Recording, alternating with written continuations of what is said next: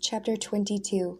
I was shocked, stunned, flabbergasted, but perhaps I should have known. I closed my eyes and could see May standing on that barge in France. How beautiful she looked, and what else could have transformed her so? What other life could have let her live again?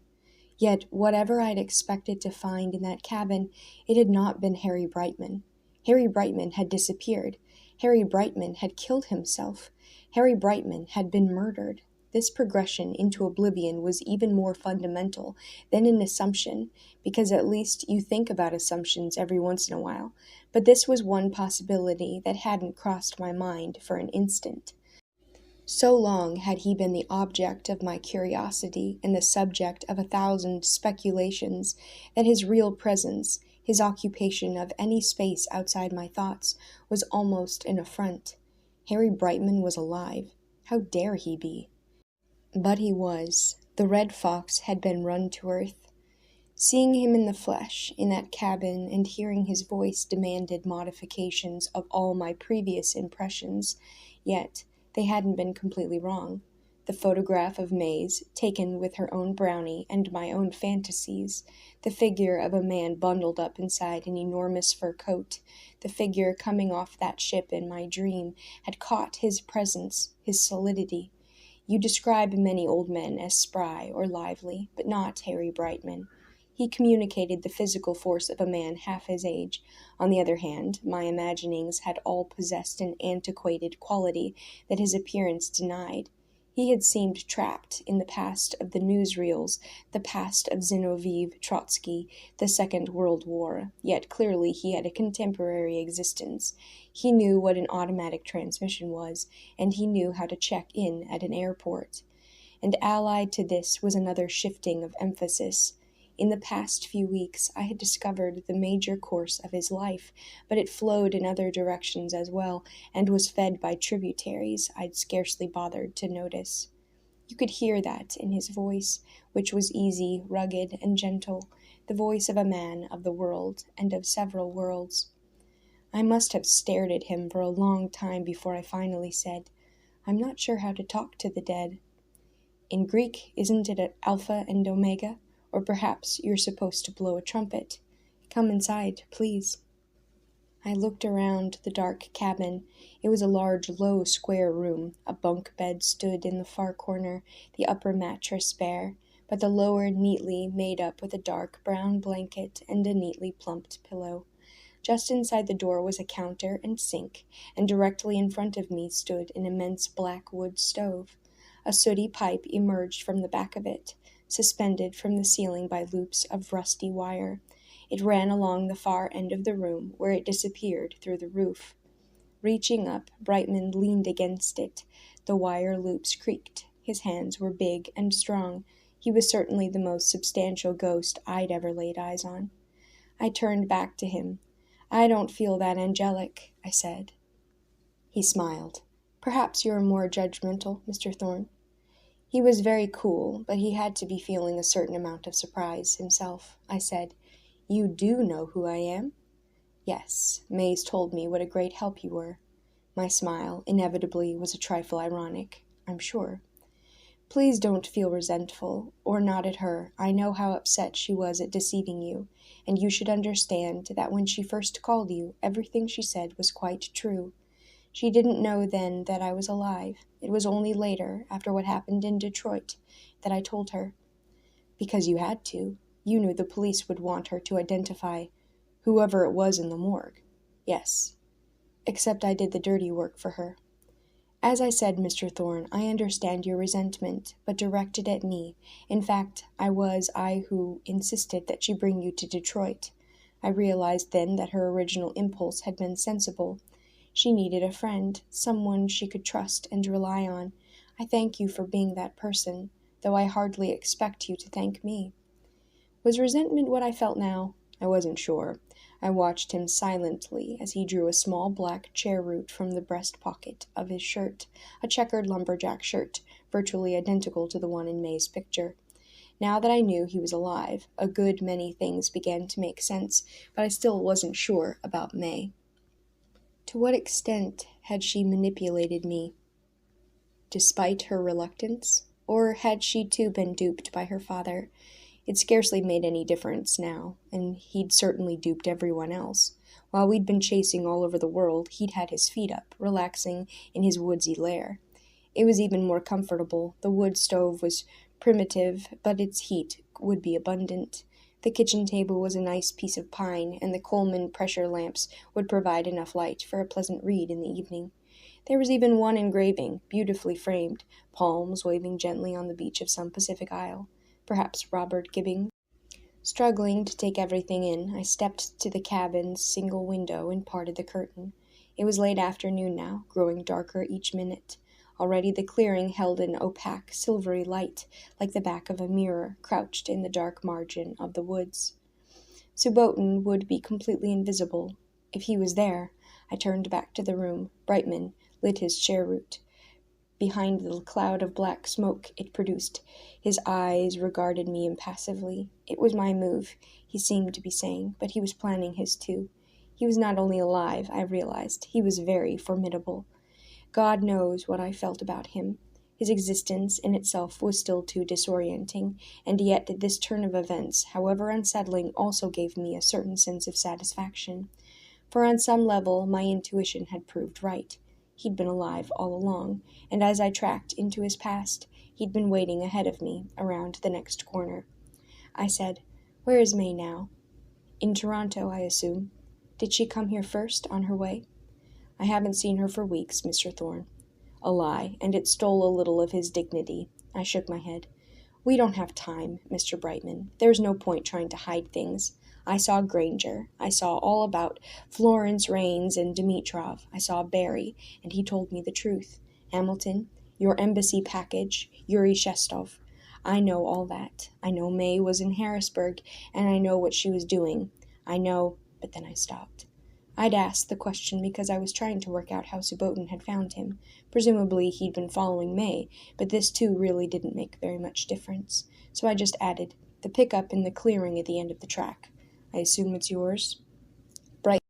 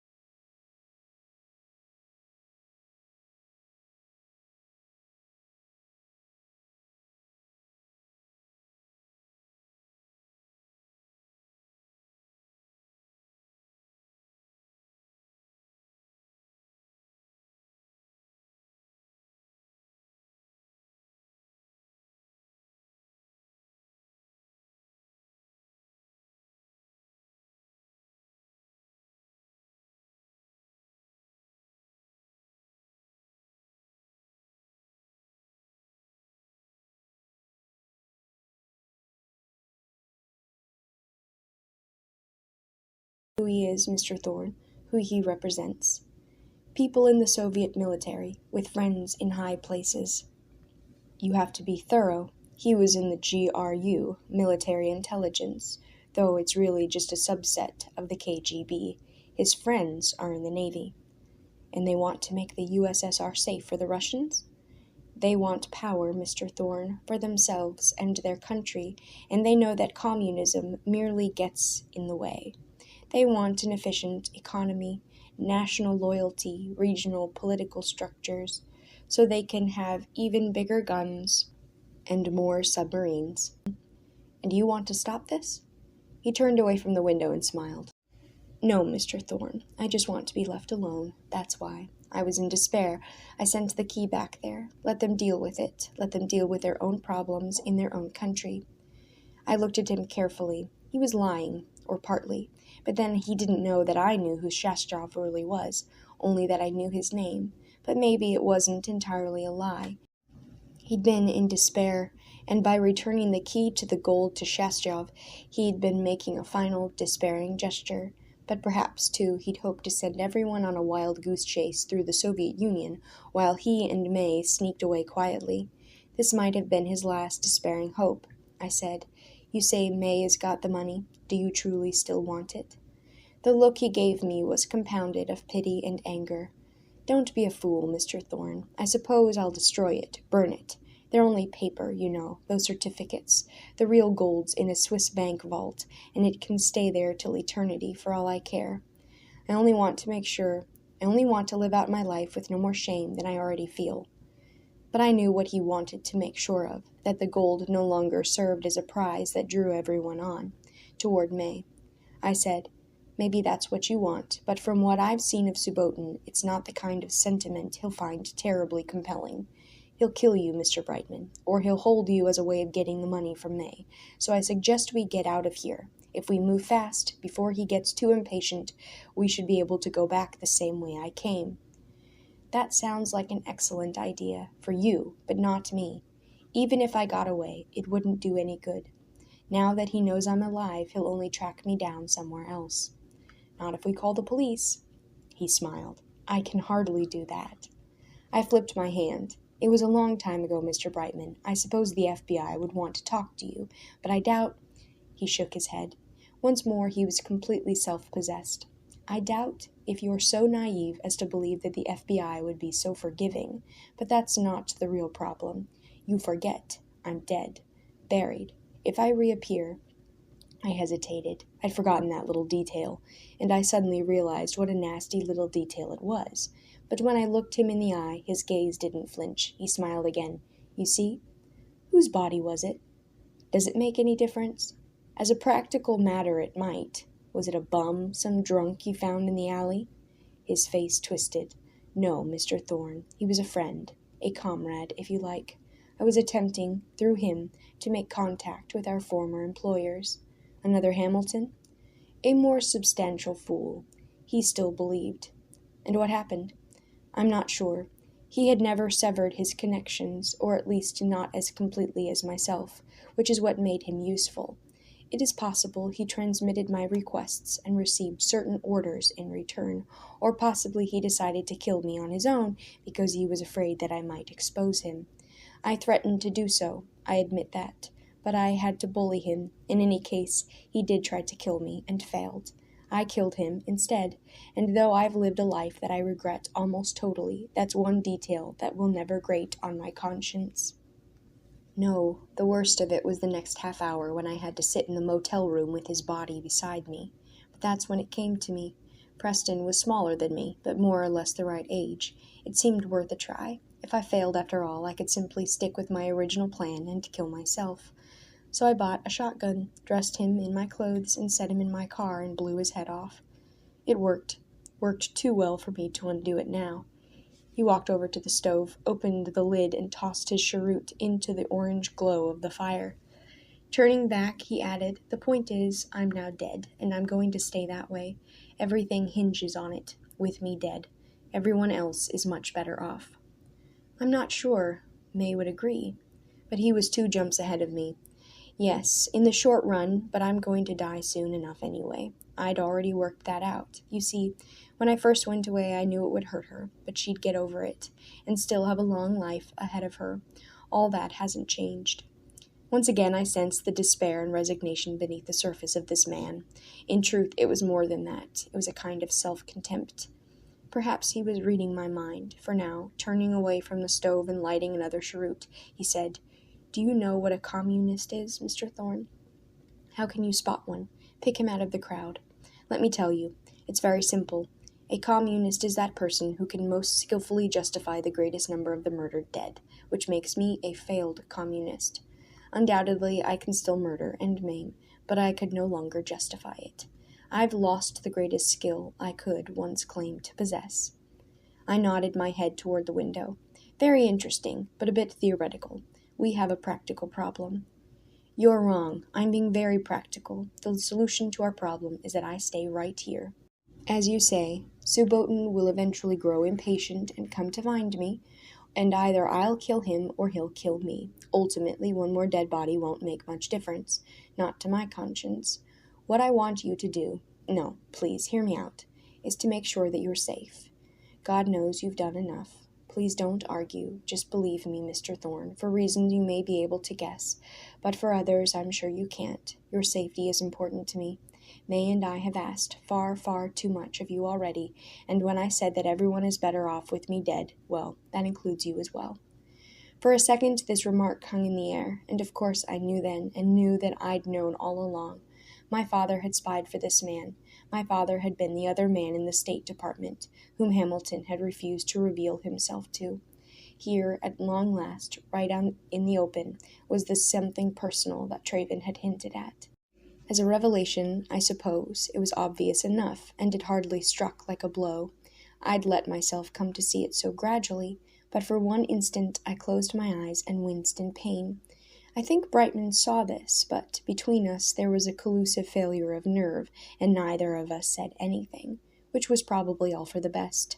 Turning my head, I again glanced out the window. It was raining again, streaking the glass, hissing down on the roof, and hissing down on Subotin, a professional killer. For the time being, we'd have to let the dead bury the dead, or we'd be joining them. I turned back. "Do you have a gun?" I asked. "Yes, a couple of old shotguns, and I think there might be a rifle. Don't worry, Mr. Thorne, I won't have much of a chance, but I will have a chance, if he makes a mistake." "That's not what I was thinking. There might be a better way." "I'm not interested, Mr. Thorne. Just get out. I beg you." "Do you really expect me to simply walk away, leaving you here?" "Of course. Why not? Conscience doesn't require anyone to be a fool, Mr. Thorne. If you truly want to do me a favor, save yourself and continue being a friend to my daughter. Isn't that why you began this, to help her?" "Just listen for a moment. Subotin doesn't know I'm here, and he doesn't know that you know he's here. That gives us the advantage. In that clearing, he's out in the open. If I go back by the stream the way I came, and you go straight down the path, we could take him from either side." He began to protest, but then stopped himself, because he knew it might work. I said, "And when I say take him, I mean take him alive, if possible. We can knock him out, tie him up, get him back here, then give me a couple of hours on the telephone. I used to be a journalist, Mr. Brightman. I suppose you know that. I have certain contacts, CIA contacts. I can guarantee that they'd happily take Subotin off our hands. If you could stick around and justify yourself or clear out, that would be entirely up to you. Either way, I don't think you'd have to worry about him ever again." Brightman took the cheroot from his mouth and gave a little smile. "If this fails, I'd be no worse off anyway." "Exactly, nor would I." "You're sure? Just get me a gun." He crossed the room. Pushed into the corner between the bunk and the wall was a hard-board closet. The guns were in there, though he had to go around, opening the drawers, before he discovered some shells. I looked out the window and saw that it was growing much darker. Not good. Subotin would be growing restive, waiting for Brightman to show. For a moment I wondered if this whole scheme wasn't crazy, but it was the best I could think of, and I wasn't being naive. Capturing Subotin was a long shot, but keeping Brightman from killing him might be even harder. I knew something else. Brightman killing me wasn't entirely out of the question. Now, though he brought me the gun, it was a venerable double-barreled Stevens from the era of exposed hammers and twin triggers, the sort of gun I'd learned to shoot with. I opened it and loaded both barrels, then put 2 more shells into my pocket. I tried to look him in the eye then, but he couldn't meet my glance. Yet, instead of confirming my suspicions, this suggested another, that rather than killing Subbotin, he'd contrive events so that Subbotin killed him. It was a paradox. Brightman had been resurrected in front of my eyes, but so far as he was concerned, he was dead, and better off for it, just as he'd said. But I'd have to cross that bridge when I came to it. I looked at my watch. It's almost 4. The quicker the better. Give me till 1:30 to get into position, then wait for my signal. Do you speak any Russian? Yes. Okay, I'll shout. Stoy. Stay where you are. When I'm ready. Wait and see what happens then before you reveal yourself. He nodded. All right. And then he stuck out his hand, though whether this was a sign of alliance or a farewell, I couldn't be sure. I went to the door and stepped out. The air was cold and raw, the day darkening swiftly. The sky held all the shades of a bruise. With the drizzle, the trees in the little clearing had lost definition, while the surrounding forest blurred to a dark, infinite smudge. Slipping the gun into the crook of my arm, I stepped down from the cabin. Then it happened. 3 hard cracks, a flurry of splinters flying into my hair. Throwing myself to the ground, I scrambled desperately under the cabin.